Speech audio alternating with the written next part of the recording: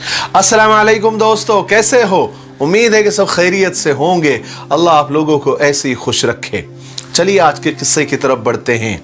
आज का किस्सा बहुत सबक आमोज है। ऐसे किस्से जिंदगी में बार बार सुनने को नहीं मिलते, इसलिए पूरा सुन लीजिए। किस्सा है एक हाजी साहब का।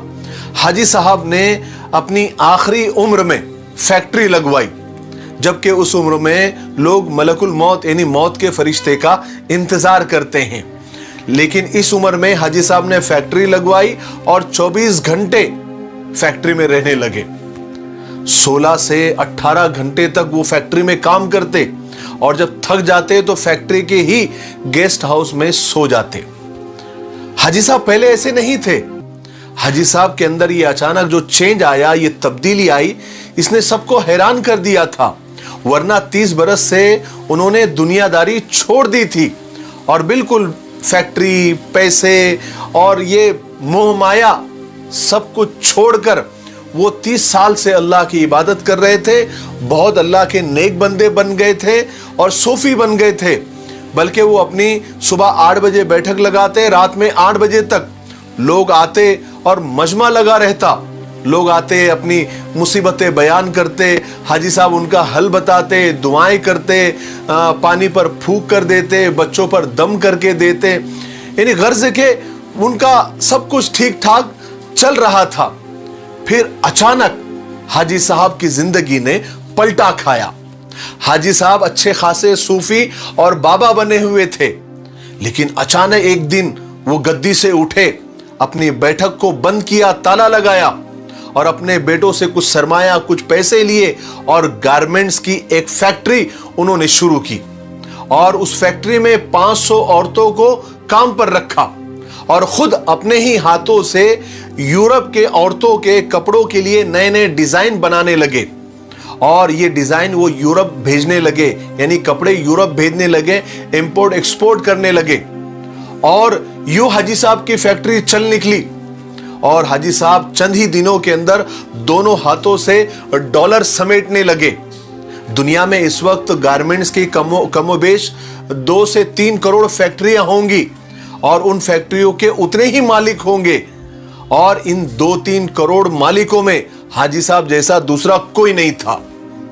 पूरी दुनिया बुढ़ापे तक कारोबार करती है, बाद में रुपया पैसा दुनिया से तौबा करके अल्लाह अल्लाह शुरू कर देते हैं। लेकिन हाजी साहब की यहां पर गंगा उल्टी ही बह रही थी। हाजी साहब ने 35 साल की उम्र में ही दुनियादारी, दुकानदारी सब कुछ छोड़ दी थी और अल्लाह के करीब हो गए थे और अपनी अच्छी खासी खानका आबाद कर दी थी। लेकिन अचानक उन्होंने वो खानका छोड़ दी और दुनिया कमाने के गड़े में छलांग लगा दी।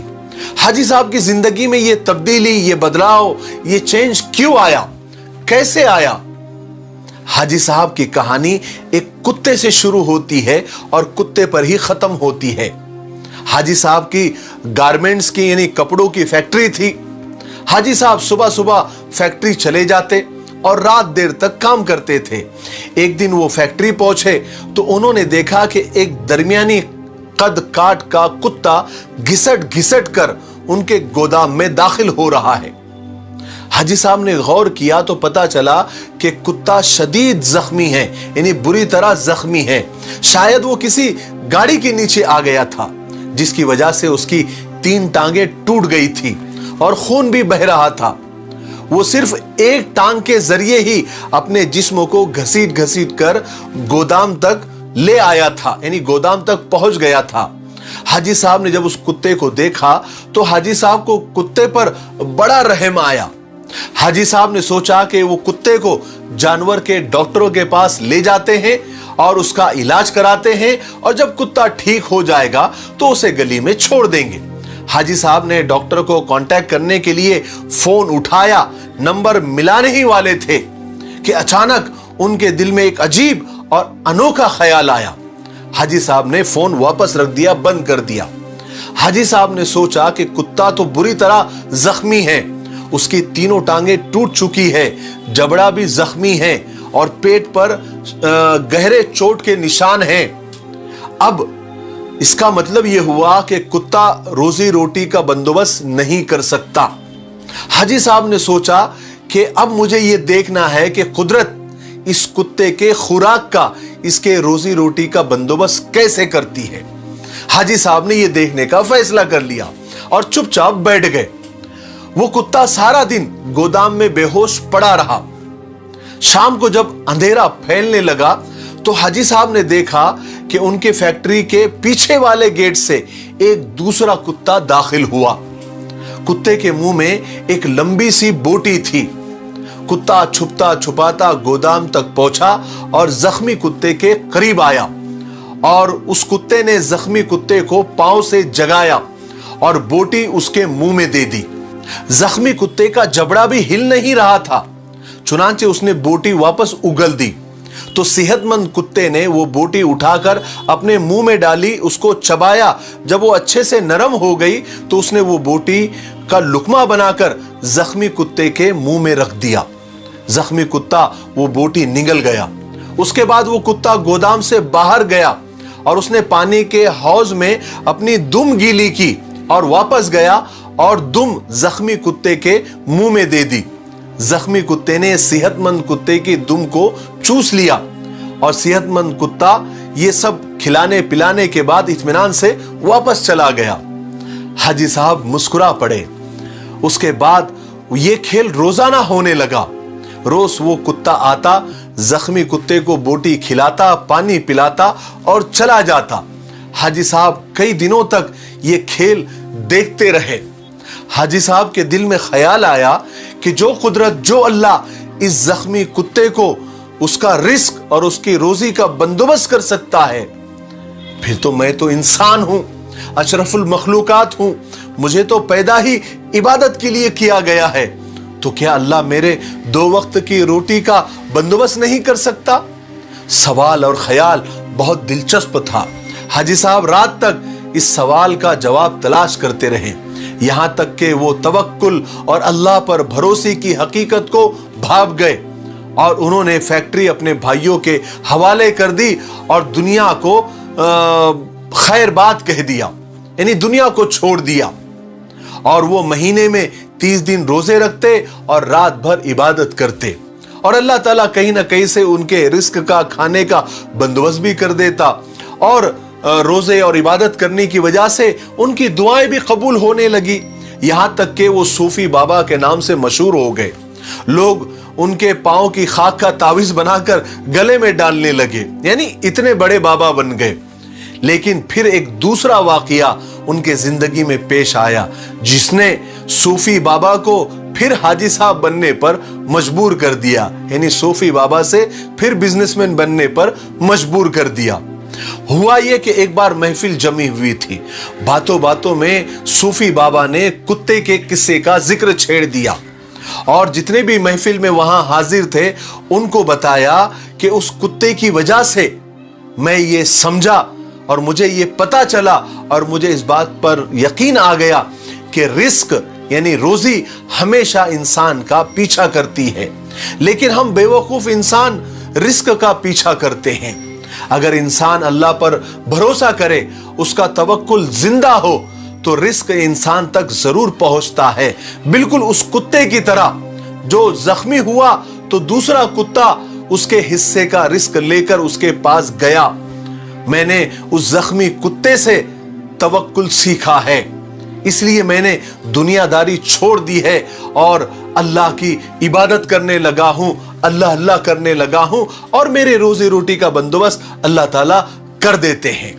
आज उसी अल्लाह का करम है कि आपके दरमियान बैठा हूं और इतने बरसों में कोई ऐसा दिन नहीं गुजरा जब अल्लाह ताला ने किसी ना किसी वसीले से मुझे रिस्क न दिया हो और मैं कभी रात को भूखा सोया हूं। मैं हमेशा उस जख्मी कुत्ते को थैंक यू बोलता रहता हूं, उसका शुक्रिया अदा करता रहता हूं जिसने मुझे अल्लाह पर भरोसा और तवक्कुल का सबक सिखाया। सूफी बाबा के महफिल में एक दीनदार नौजवान बैठा हुआ था। वो बड़ा समझदार था। वो कहने लगा, सूफी बाबा अगर आप इजाजत दे तो एक बात बोलूं? तो सूफी बाबा ने कहा कि हाँ जरूर बोलिए। तो नौजवान कहने लगा कि इन 2 कुत्तों में अफजल यानी अच्छा जख्मी कुत्ता नहीं था, बल्कि वो कुत्ता था जो रोज शाम को जख्मी कुत्ते को बोटी चबाकर खिलाता था और अपनी गीली दुम से उसकी प्यास बुझाता था। काश आप जख्मी कुत्ते के तवक्कुल के बजाय सेहतमंद कुत्ते की खिदमत, कुर्बानी और उसके ईसार पर तवज्जो देते, तो आज आपकी फैक्ट्री में 500,000 लोग काम कर रहे होते और उनके घर चूल्हा जल रहा होता। यह सुनना था कि सूफी बाबा को तो पसीना आ गया। तो नौजवान बोलने लगा, सूफी बाबा, ऊपर वाला हाथ नीचे वाले हाथ से बेहतर होता है, अफजल होता है। वो सेहतमंद कुत्ता ऊपर वाला हाथ था, जबकि जख्मी कुत्ता नीचे वाला हाथ था। मगर अफसोस है सूफी बाबा कि आपने नीचे वाला हाथ तो देखा, लेकिन आपको ऊपर वाला हाथ नजर नहीं आया। मेरा ख्याल यह है कि आपका सारा तसव्वुफ और सारा तवक्कुल खुद गर्जी और मतलब पर मबनी है, उस पर ही टिका हुआ है। आपको सिर्फ अपने रिस्क और अपने ही पेट की पड़ी है, क्योंकि एक दीनदार बिजनेसमैन 10,000 निकम्मे बेहुनर दरवेशों और बाबाओं से बेहतर होता है। यह कहकर नौजवान उस बैठक से निकल गया। हाजी साहब ने अपना पसीना पोंछा, 2 रकात नफिल नमाज पढ़ी, तौबा किया और अपनी बैठक को ताला लगाया और जाकर फैक्ट्री खोल दी। अब हाजी साहब इबादत भी करते हैं और कारोबार भी करते हैं और उनकी फैक्ट्री की बदौलत सैकड़ों घरों में चूल्हा जलता है। मुझे ऐसा लगता है कि अब आपको बहुत ज्यादा समझाने की जरूरत नहीं है, क्योंकि आप लोग तो काफी समझदार हो। आप लोग इस किस्से का मोरल और इस किस्से का जो सबक है वो आप समझ गए होंगे। मेरे लिए, पूरी उम्मत के लिए और पूरी इंसानियत के लिए खैर और भलाई की दुआ करते रहे। अस्सलामु अलैकुम व रहमतुल्लाहि व बरकातुहू।